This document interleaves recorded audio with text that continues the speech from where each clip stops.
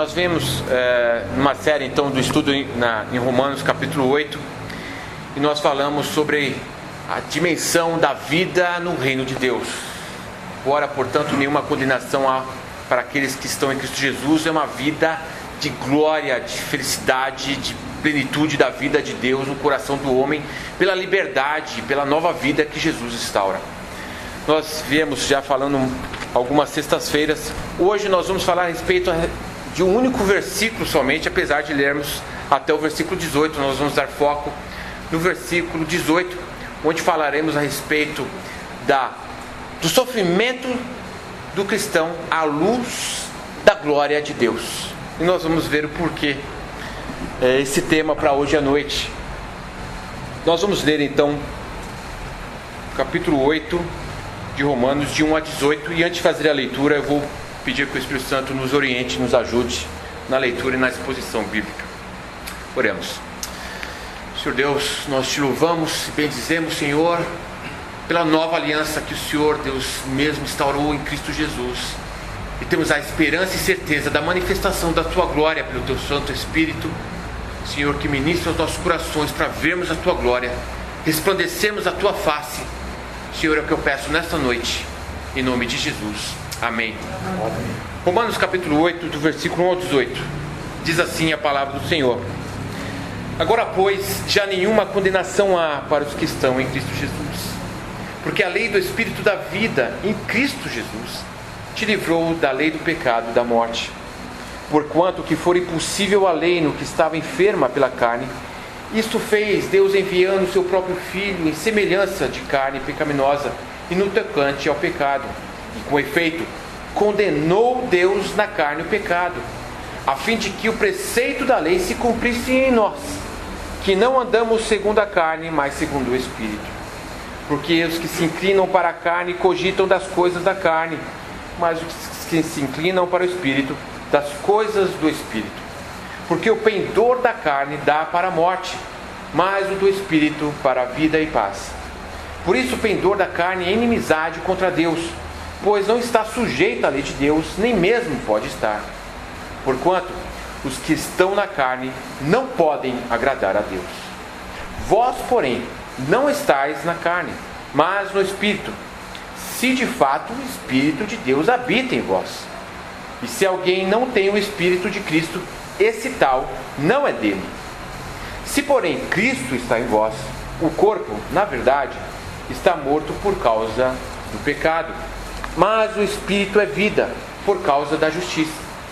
Se habita em vós o Espírito daquele que ressuscitou a Jesus dentre os mortos, esse mesmo que ressuscitou a Cristo Jesus dentre os mortos, vivificará também o vosso corpo mortal, por meio do seu Espírito que habita em vós. Assim, pois, irmãos, somos devedores não à carne, como se constrangidos a viver segundo a carne. Porque se vivermos segundo a carne, caminhais para a morte, mas se pelo Espírito mortificardes os feitos do corpo, certamente vivereis. Pois todos os que são guiados pelo Espírito de Deus são filhos de Deus. Porque não recebeste o espírito de escravidão para viverdes outra vez atemorizados, mas recebeste o espírito de adoção, baseados no qual clamamos Abba, Pai. O próprio Espírito testifica com o nosso espírito que somos filhos de Deus. Ora, se somos filhos, somos também herdeiros de Deus, co-herdeiros com Cristo. Se com Ele sofremos, também com Ele seremos glorificados. Porque, para mim, tenho por certo que os sofrimentos no tempo presente não podem ser comparados com a glória a ser revelada em nós. Amém. O tema então dessa noite é o sofrimento à luz da glória de Deus.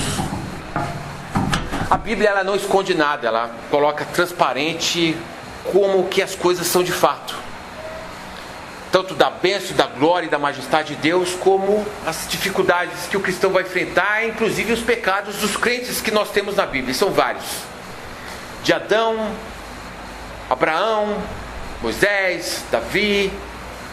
A Bíblia deixa explícito, porque a Bíblia é a única palavra de Deus que pode de fato mostrar a realidade da vida como um todo.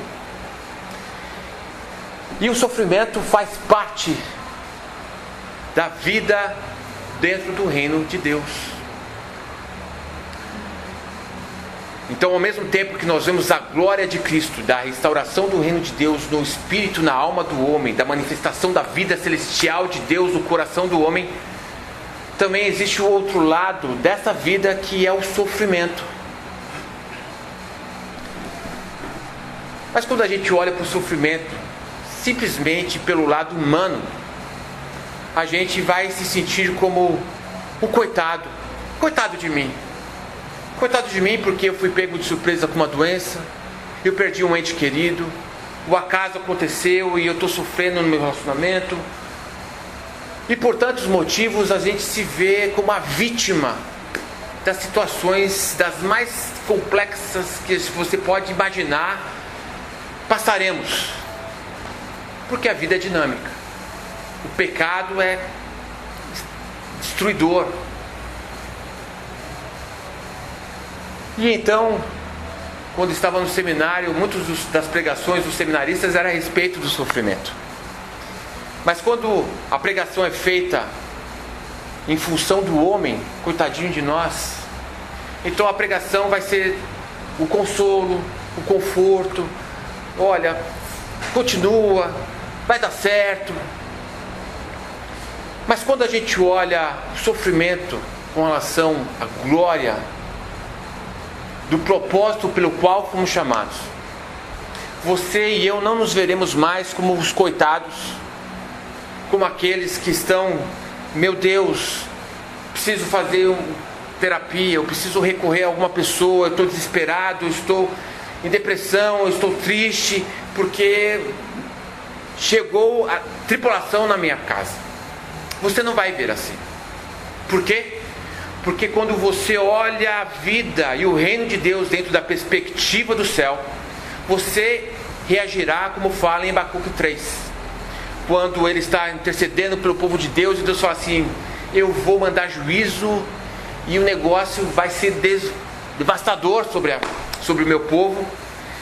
E então ele vai falar em Abacuque, ele fala: meu Deus, ainda que não haja virgem na figueira, não haja vaca nos currais, contudo me gloriarei no Deus da minha salvação, e ele me faz andar altaneiramente. Ou seja, ele vê a dificuldade dele de cima para baixo, e não de baixo para cima. Porque quando você vê de baixo para cima, você está opresso, você está triste, você está sobrecarregado, aquilo te aflige, é um fardo, é um peso, você é o coitado. Mas quando você olha dentro da perspectiva de Deus, você entende o propósito, você passa olhando a situação, lidando com aquilo de uma forma gloriosa, que é justamente a vida com Deus. Olhar a vida dentro da perspectiva celestial, daquilo do que você é em Cristo Jesus, quem está com você e o propósito que você tem em Cristo Jesus. Você começa a olhar a vida de outra forma. Você passa a ter a visão do céu. E é por isso que o Colossenses 3 vai falar assim: olha, pensai nas coisas que são de cima.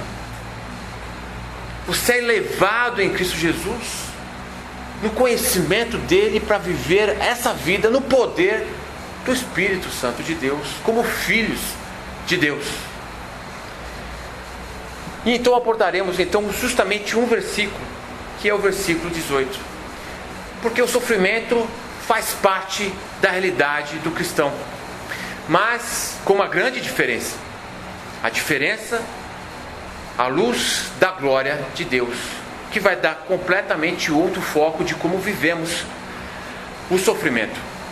Primeira coisa que eu gostaria de colocar, que no versículo 17, eu vou ler novamente, fala assim: ora, se somos filhos, somos também herdeiros de Deus e co-herdeiros com Cristo. Se com Ele sofremos, também com Ele seremos glorificados.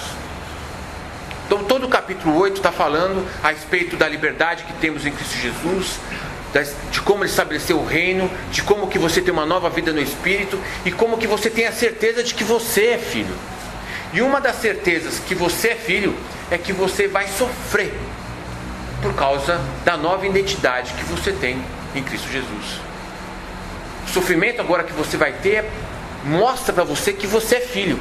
Ao contrário, quando as pessoas poderiam dizer para você, ou ao mesmo o inimigo poderia dizer na sua mente: você é crente, você é filho de Deus, passando nessa situação, será que Deus esqueceu de você?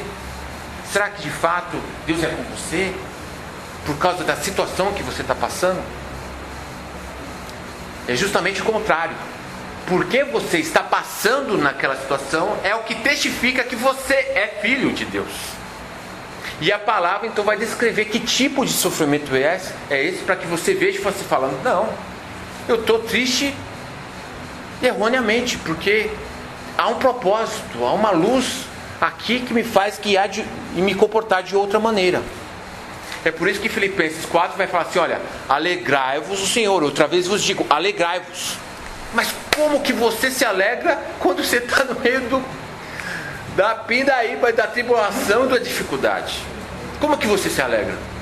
Você se alegra nas verdades imutáveis de Deus a respeito do seu caráter, da sua obra e de quem você é. Você entende, você discerne, então você traz a sua vida na posição daquilo que Cristo estabeleceu para você lidar com a situação. Falaremos então a respeito, primeiramente, dos sofrimentos do cristão. O que é esse sofrimento? O que eu poderia esperar e como que eu me identifico se eu estou realmente sofrendo as causas por ser um filho de Deus? E depois veremos a glória que temos prometido na vida do reino. Versículo 18 diz assim: porque para mim tenho por certo que os sofrimentos no tempo presente não podem ser comparados com a glória a ser revelada em nós. Eu tenho dito nessa série que o reino de Deus está sendo instaurado, a vida de Deus, a vida do Espírito. E alguém poderia questionar: mas será que de fato esse sofrimento faz parte?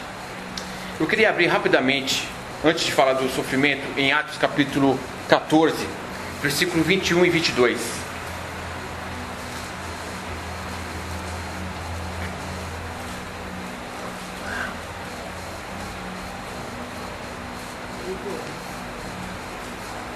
É página 143.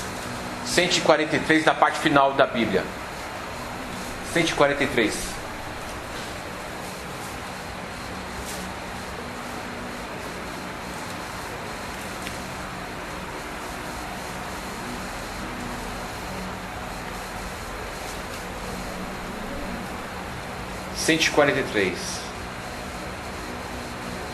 Muito bem.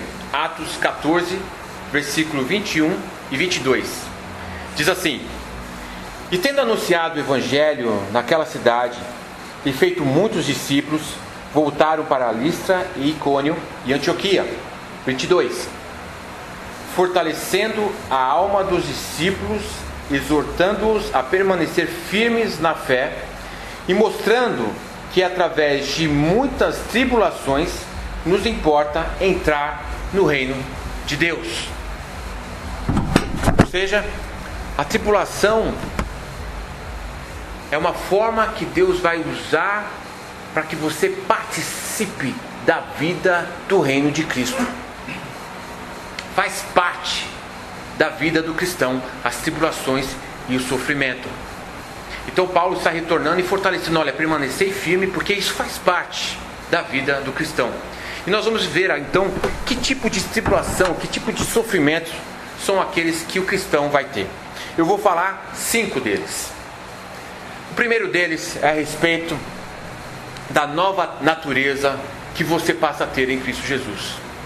Com o seu espírito você deseja as coisas de Deus, mas a sua carne ainda está no corpo mortal e se inclina para o pecado.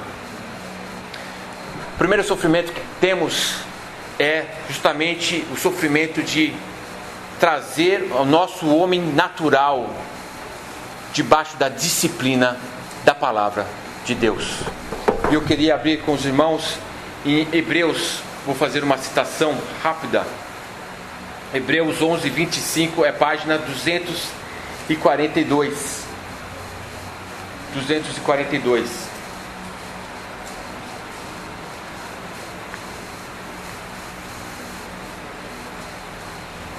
Hebreus 11, 25.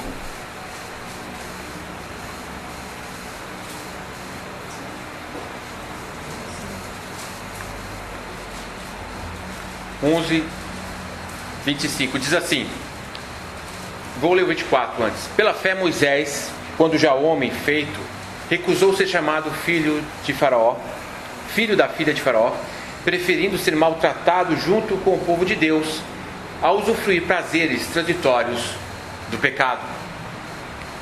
Ou seja, o sofrimento que o cristão vai ter da nova natureza é justamente com o seu coração, ele tem o prazer na obediência a Deus, mas ainda ele vê no seu corpo natural a inclinação para o pecado, que o pecado traz os seus prazeres.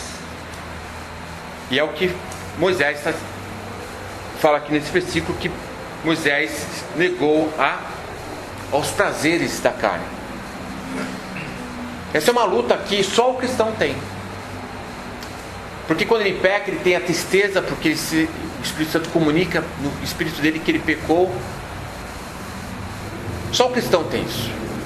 E a luta dele, então, se posicionar e trazer a disciplina sobre o seu próprio corpo. Eu não vou abrir aqui, mas Paulo fala assim, em Coríntios, 1 Coríntios 9, ele vai falar assim, eu esmurro a minha carne, para que eu tendo pregado, eu mesmo não venha a ser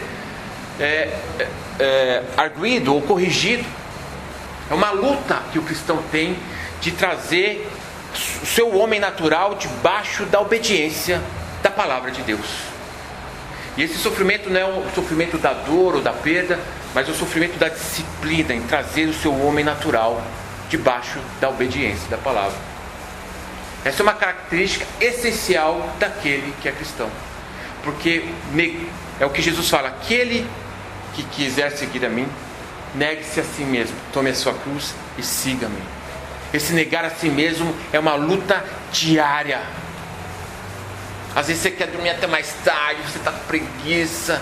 Isso é uma das tantas variedades que nós vemos em Gálatas 5, porque o pecado traz o prazer. E o seu homem natural tem esse desejo, e você vai dizer não para ele. E só faz isso quando você entende a nova natureza que você tem, o poder que foi derramado no seu coração, o algo que você tem na glória de Deus. É o que eu vou chegar ainda hoje, falar disso. Segundo ponto que eu queria mostrar, e eu não vou fazer citação, é a respeito do relacionamento que nós vamos ter no cotidiano, em casa, com as pessoas. Porque o cristão agora, ele tem a natureza de amar o próximo. Ele ama a Deus, e o fato dele amar a Deus, ele vai naturalmente amar o próximo. E é aí onde nós vamos ter as maiores dificuldades também. Onde vai falar em 1 Coríntios 13, que o amor tudo sofre, tudo padece, tudo espera. E quando você na prática, e eu na prática, vamos ter os nossos relacionamentos, você vai ver que na primeira dificuldade que alguém te irrita, você já está querendo mandar a pessoa para fora. É onde você e eu vamos ver que nós não somos pacientes, não somos tolerantes, não esperamos. Que o amor de Deus que nós temos visto na cruz em função do meu pecado, que nós ainda não entendemos plenamente para exercer esse amor com as pessoas que estão do nosso lado. E aí onde você vai ver, fala assim, o Espírito Santo e a palavra de Deus vai trazer a consciência para você, se falar assim, poxa vida, mas eu falei daquela forma para aquela pessoa, eu fui rude, eu não fui paciente. É bom você, às vezes a gente se sente bom, né? Quando a gente faz algo bom para uma pessoa, Mas imagine quando você faz um dia, você se sente bem, mas aí você tem que repetir várias vezes aquela tolerância, aquela paciência de amar a pessoa, e chega uma hora que você fala, não, aí já é demais, você está abusando da minha paciência. E aí vem a palavra de Deus e fala assim, mas você tem que andar a segunda milha, você tem que exceder a lei. E aí é o sofrimento que você vai ver a dificuldade de viver o amor de Deus. É um sofrimento que nós temos de falar, poxa, como eu estou aquém do amor que eu tenho que dar aos irmãos. Eu não sou tão tolerante, eu não amo tanto assim. Uma outra forma, e a terceira agora, da forma do sofrimento que temos, nós vamos ler lá em Mateus capítulo 5. Mateus capítulo 5, versículo 11. É página 6. Página 6.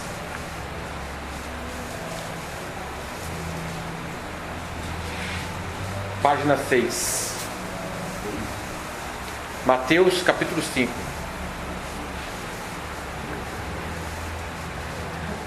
Diz assim, vou ler o versículo 11.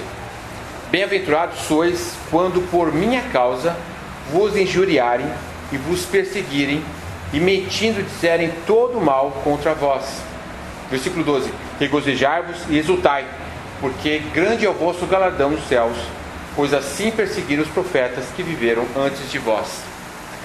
Essa perseguição agora vai vir em função de que você se posiciona com Deus e você fala, eu vou fazer o que é certo, eu vou viver retamente no meu trabalho, eu vou fazer as coisas certas, eu vou falar o que é certo, eu vou me posicionar quando tem algum debate e você se posiciona e fala assim, olha, a Bíblia diz isso. Quando você se posicionar desta forma, você terá dificuldades com as pessoas, que as pessoas vão cobrar, vão fazer chacota de você, vão querer escarnecer de você, vão dificultar as coisas para você, porque você se posiciona fiel às Escrituras. E aí que as pessoas às vezes se amedrontam, né? Mas não é para se amedrontar, porque é esperado que quando você se posiciona as pessoas vão reagir contra. Quando você defende o casamento heterossexual, que você vai contra a homofobia, você vai ser tido como pessoa do outro mundo. Quando você fala a respeito de pagar impostos e tantos outros exemplos, que você vai defender a palavra de Deus para fazer as coisas certas, você vai ser discriminado, porque você defende a verdade de Deus. Mas quando você se posiciona em função da palavra de Deus, a garantia aqui é que você está tendo o galardão no reino dos céus. Deus está olhando o seu posicionamento, a sua forma como você se posiciona mediante o seu dia a dia, porque você entende o compromisso que você tem com Deus em viver a palavra de Deus. Nós vimos então a dificuldade a respeito do seu próprio coração em lidar com o seu próprio pecado. Nós vimos então a outra dificuldade, tribulações e sofrimentos que vemos da incapacidade de amar plenamente as pessoas que nós amamos e que não amamos também. Nós vimos agora a dificuldade e tribulações e sofrimentos que temos em função de nos posicionar em compromisso com a verdade de Deus. Mas não para aí.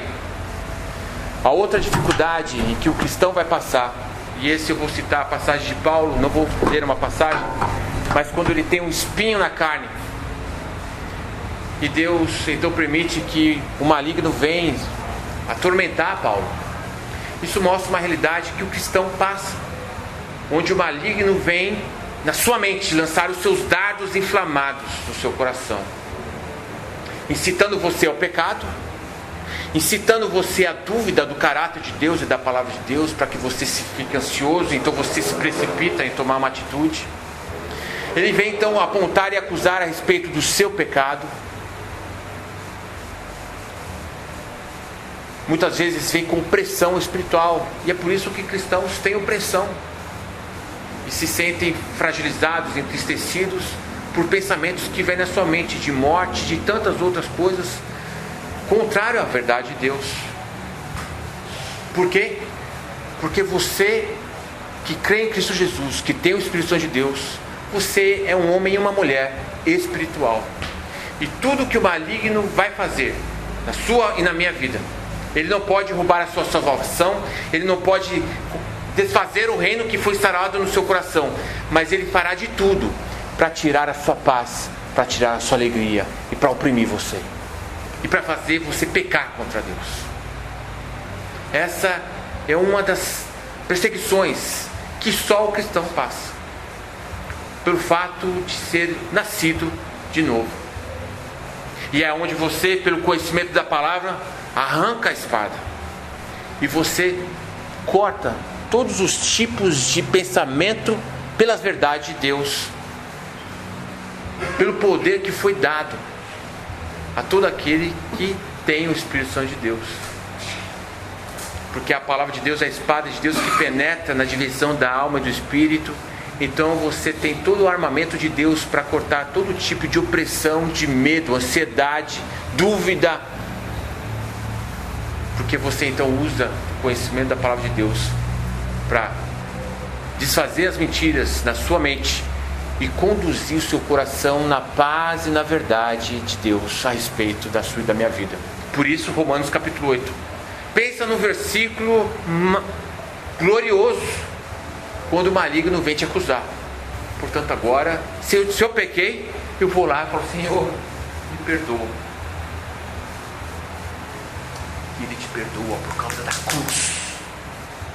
Aí você volta para o diabo e fala assim: portanto, agora, nenhuma condenação há para os que estão em Cristo Jesus. A verdade de Deus.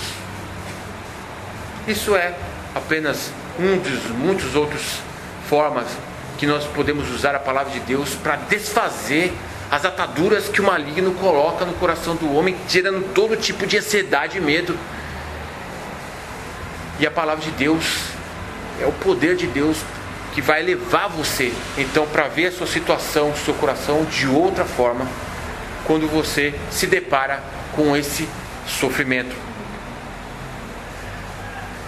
O último dos 5 sofrimentos é um daqueles que eu e você já passamos e vamos passar, que é o sofrimento da morte. Nós, alguns aqui, tirando a Eduarda que é novinha, mas perdeu alguém. E você se depara com o sofrimento de perder a pessoa que você ama. E quando você perde uma pessoa que você ama, parte de você está ali, naquele corpo gelado. O seu amor está ali. Aos 13 anos, eu perdi meu pai. E ali você via a dor da perda de alguém que você ama e o sofrimento que isso traz.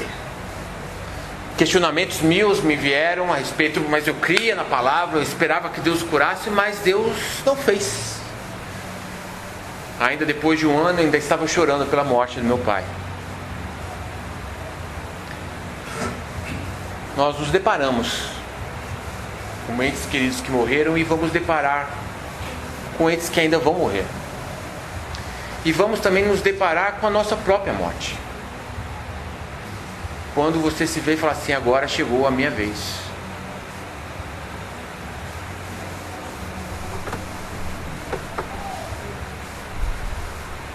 E é doloroso. E é marcante. Quando a gente se depara com o nosso último inimigo, a morte. E é por isso que Paulo vai ressaltar a respeito da ressurreição de Cristo. Porque se Cristo não ressuscitou, então vã é a nossa fé. Mas Cristo ressuscitou. Então, quando eu me deparo com a morte de um ente querido do passado que me dói, ou daqueles que eu ainda vou ver, e com relação até à minha própria morte, que eu vou ter que enfrentar um dia, eu olho para a cruz. Porque essa vida aqui é passageira. E o Evangelho que é pregado para essa vida somente, ela é mentirosa, ela é falsa. Eu queria abrir com você, eu vou ler aqui melhor. Em 1 Coríntios 15, fala assim, 15, 19, fala assim: se a nossa esperança em Cristo se limita apenas a esta vida, somos mais que infelizes de todos os homens. Ou seja, às vezes as pessoas buscam a Deus simplesmente pelo seu bem-estar, pela sua segurança, mas quando elas se deparam com as situações da morte e da adversidade, elas se desmontam, porque está baseado na vida aqui. Mas a nossa vida não é aqui, nossa vida é celestial, é com Cristo eternamente. Somos peregrinos, passageiros. Então a morte daqueles que passam, daqueles que hão de passar, que ainda vai doer os nossos corações, e quando a nossa própria morte chegar, nós voltamos sempre nossos olhos para a cruz. Que verdade fundamental é esta, que nos sustenta de pé quando nos deparamos com esse nosso último inimigo, a morte.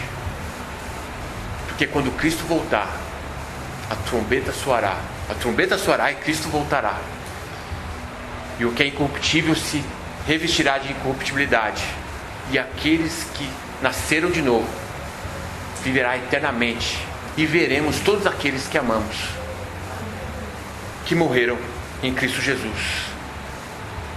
Essas são as 5 formas do sofrimento que temos: lidar com o nosso próprio pecado, lidar pela nossa incapacidade e luta de amar o próximo, lidar com a sociedade que impõe uma sobrecarga de corrupção para que deixemos a verdade de Deus e deixemos o nosso compromisso com a verdade de Deus, a luta com o maligno, com seus dardos e mentiras que tentam infiltrar na sua mente que Deus mudou, que Deus não é com você, que a verdade não é verdadeira.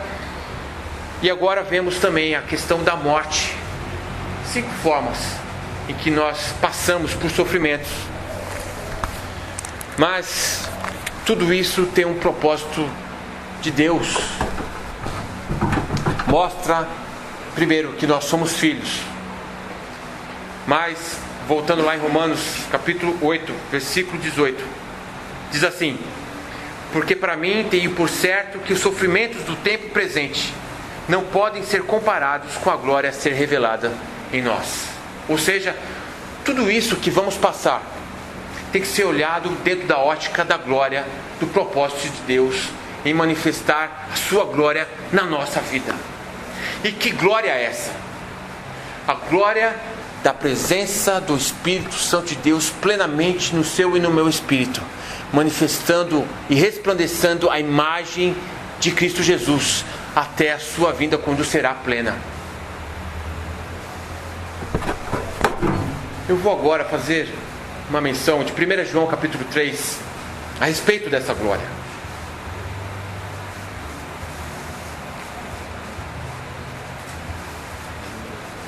Primeira João capítulo 3.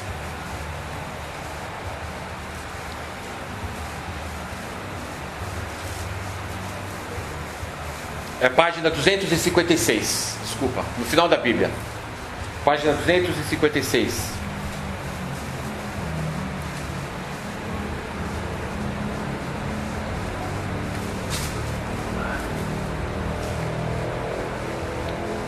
Página 256.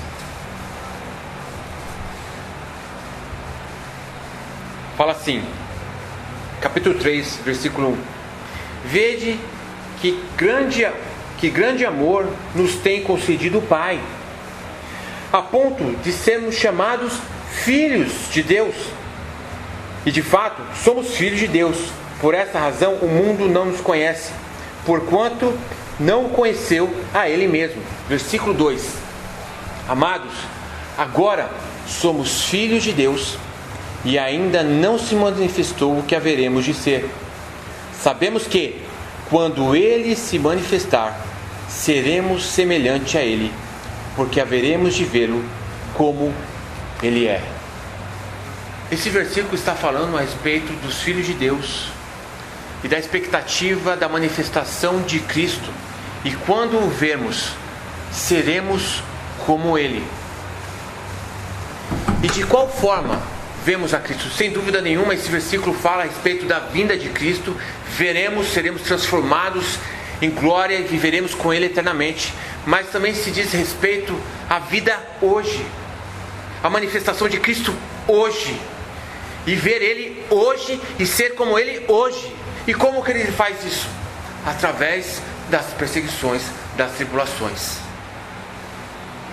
Porque a palavra de Deus vai sendo encarnada no seu espírito à medida em que você experimenta a presença de Deus em meio ao sofrimento. Deus vai forjando eu e você para compreender a grandeza do poder de Deus. Quando meu pai estava doente, eu vi um homem irredutível ao Evangelho. Criticava a família. Nossa família, ele dizia que se ele fosse crente, ele ia mostrar para nós o que seria crente, porque ele viu os defeitos dos seus filhos. Nós éramos como a família de Jacó. Mas Deus dá um câncer, ele então se abate, fica contrito, recebe a Cristo, e aquele homem irredutível se prostra diante do Senhor.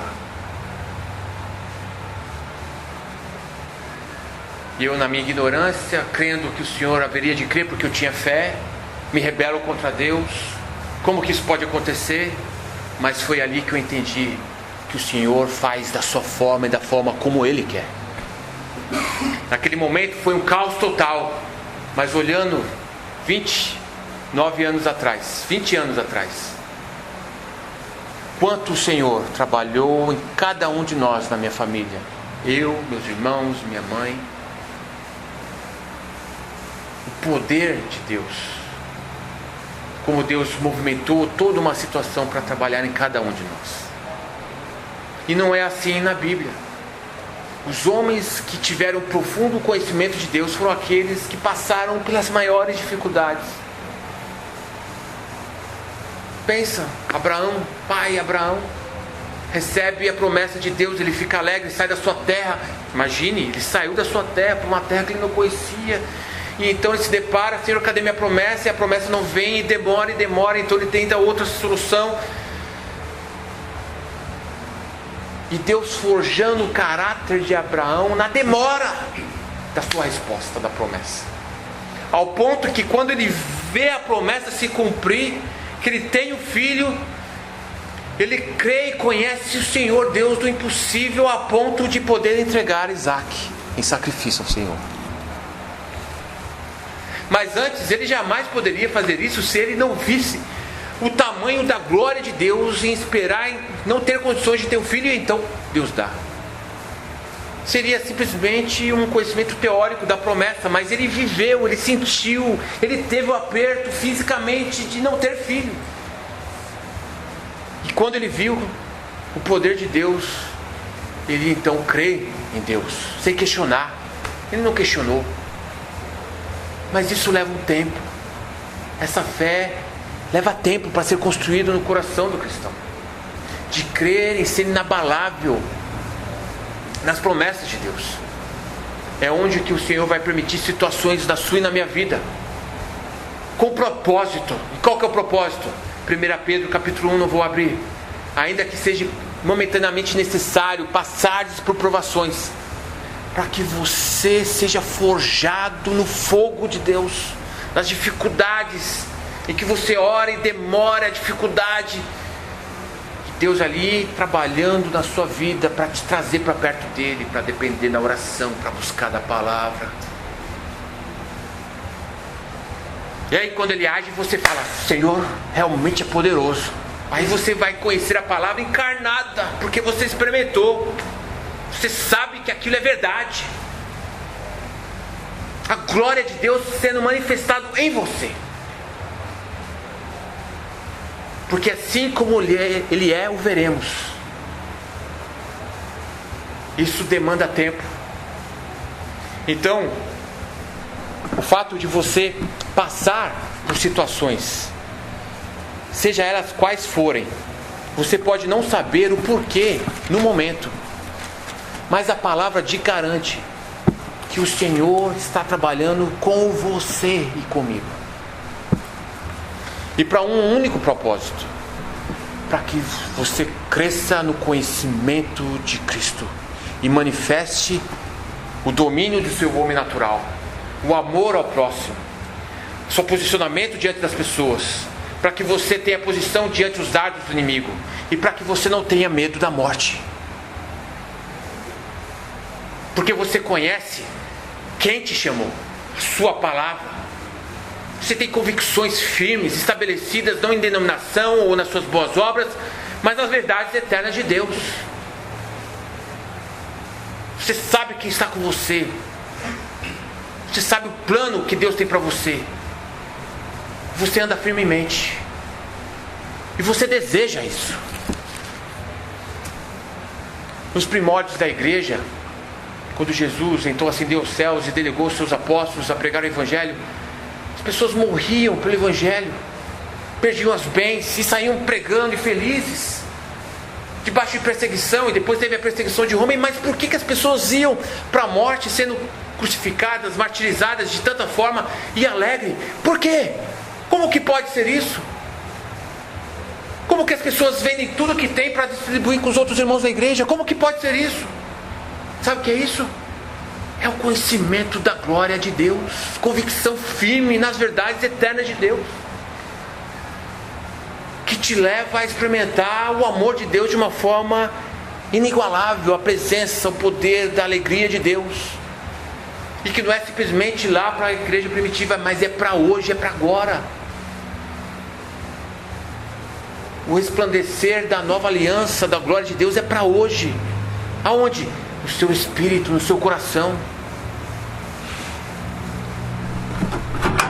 Em Colossenses, eu vou ler aqui para vocês.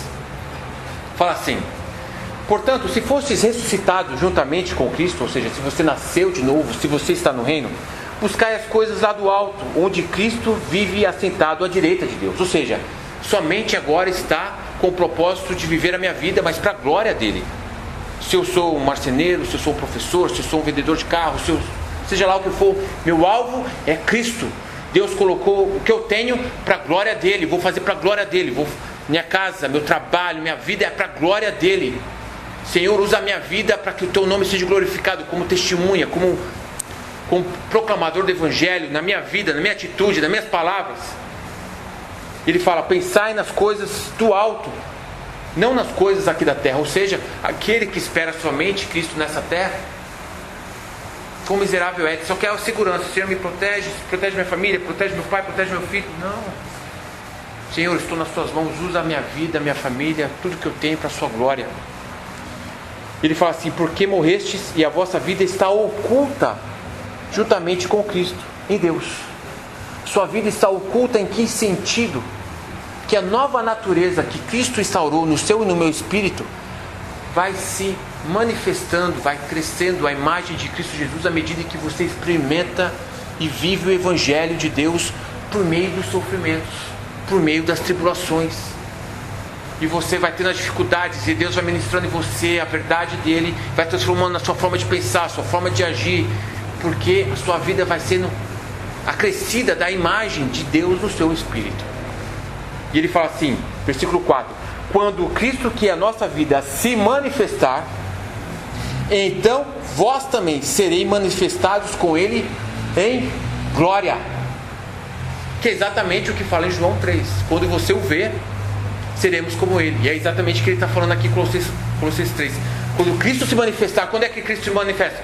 Sim, quando Cristo vier na sua segunda vinda. Mas é também hoje, quando Cristo se manifesta hoje, para você e para mim. E como é que Cristo se manifesta? E eu vou terminar com essa última citação. João capítulo 14. Vou pedir para vocês abrirem essa passagem. Página 118.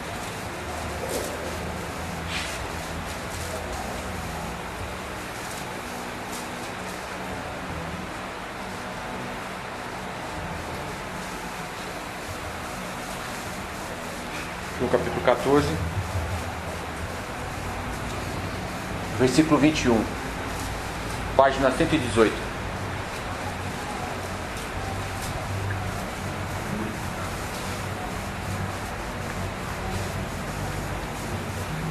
João capítulo 14, versículo 21, página 118, diz assim: aquele que tem os meus mandamentos e os guarda, esse é o que me ama.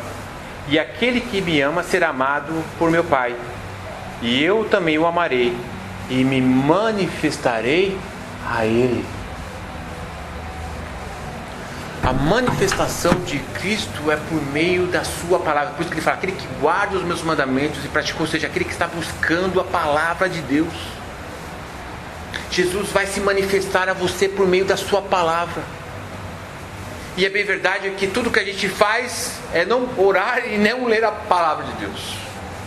Se a gente estiver bem financeiramente, tudo está bem, a gente ora, dá uma relaxada. Mas quando a gente está na tribulação, a gente ora mais, a gente lê mais. Mas o maior desafio para nós é quando tudo está bem e você continuar firme, orando, independente de fato de dificuldades que você precisa ter. Mas a manifestação de Cristo para você e para mim, que te traz a glória de Deus, é por meio da sua palavra. Então, com todas as situações da sua vida, seja elas quais forem, Deus está trabalhando em você e em mim, para crer na sua palavra,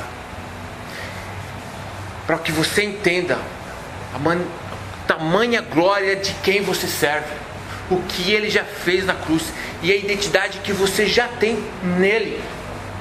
Porque quando você vê essa verdade a respeito de você, você então consegue louvar em meio ao sofrimento. Você vai ser como Paulo e Silas, estão lá encarcerados, eles estão louvando meia-noite, mas eles poderiam estar chorando, colocando no Facebook: reverendo, manda o juiz me ajudar aqui. Não, eles estão louvando, porque isso é o poder de Deus. Paulo, quando está preso, está escrevendo carta para as igrejas, porque ele entende que ele não está dependendo da situação humana, dos homens em prendê-lo, mas é Deus que conduz a vida dele. E em tudo Deus tem um plano na nossa vida para nos fazer conhecer a Ele, porque o Evangelho não é o que você faz para Jesus, é o que Ele já fez por você, e o que Ele já te deu, da sua presença, da sua glória, sua vida no seu espírito. A sua glória é contemplar a glória de Deus sem você, da palavra sendo encarnada no seu espírito, e então você viver arduamente para a glória de Deus, na forma como você canta, na forma como você trabalha, porque você entende que você é filho de Deus. A alegria, a satisfação, esses são os tesouros, herdeiros de Deus e co-herdeiros com Cristo. E esse tesouro vai ser forjado por Deus, porque aquele que começou a boa obra em você vai te aperfeiçoar até o dia da vinda de Cristo, porque você é dele. Ele não vai desamparar você, Ele não vai deixar você cair. Se você cair, Ele te levanta, porque é o sangue de Cristo que foi derramado pela sua vida. São seguranças eternas, é o que vai concluir depois aqui em Romanos 8. Quem vai me separar do amor de Cristo? Nada. Você é livre, livre para viver para Deus, para viver para Cristo, para viver para a sua glória. E os sofrimentos é a grande forma como Deus vai usar na sua e na minha vida para buscar a presença dEle, para ver a sua glória e ver em você mesmo a manifestação da imagem de Cristo sendo transformada, da forma como você pensa, como você vê, como você fala, como você vive.